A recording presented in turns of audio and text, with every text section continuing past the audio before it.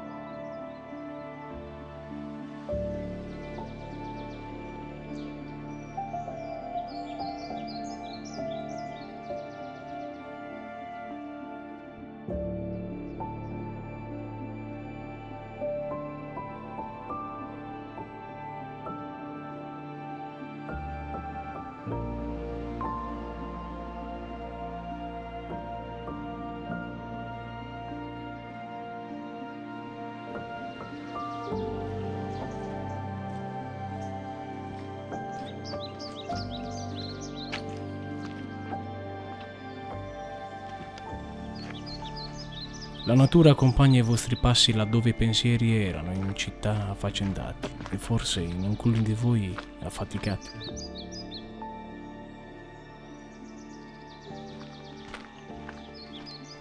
Il sentiero che conduce alla fonte sacra conserva profumi così liberi e fieri di esprimersi nell'etere vivente come quelli della lavanda, della ginestra, delle orchidee e del sughero.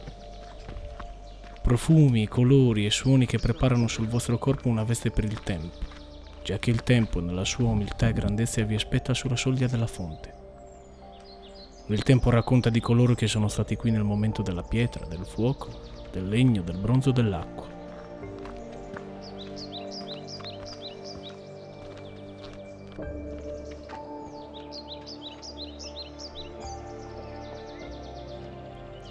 Coloro che hanno amato questo luogo dedicandone il culto alla vita stessa. Credo che Sud in Pieso sia immagine di ciò che si cela nel cuore dei sardi antichi. Un cuore che si estende per conoscere la terra e il cielo, la natura, passando per l'essere umano verso quella eterna, lucente cosa che oggi è chiamata Dio.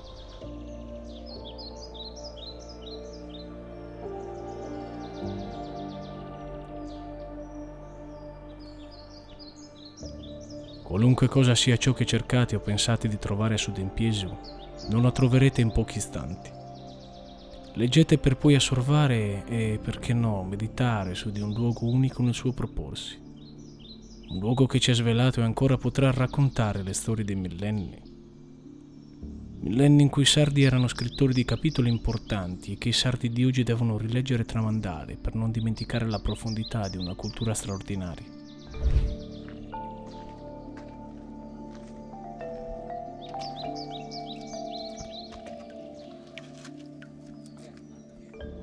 E la cultura sarda di ieri e quella di oggi si incontreranno in voi destando dal sonno quel che la quotidianità vi offre lusinga.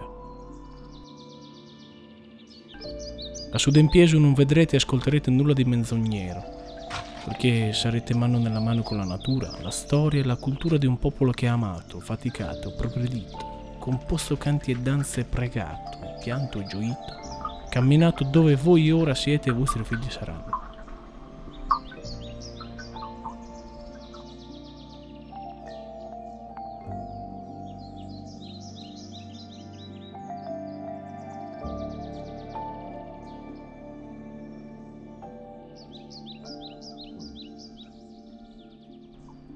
Conserviamo insieme su Dempiesu, le porte del domani saranno lì aperte e ricolme di quel che l'uomo cerca dalla notte dei tempi.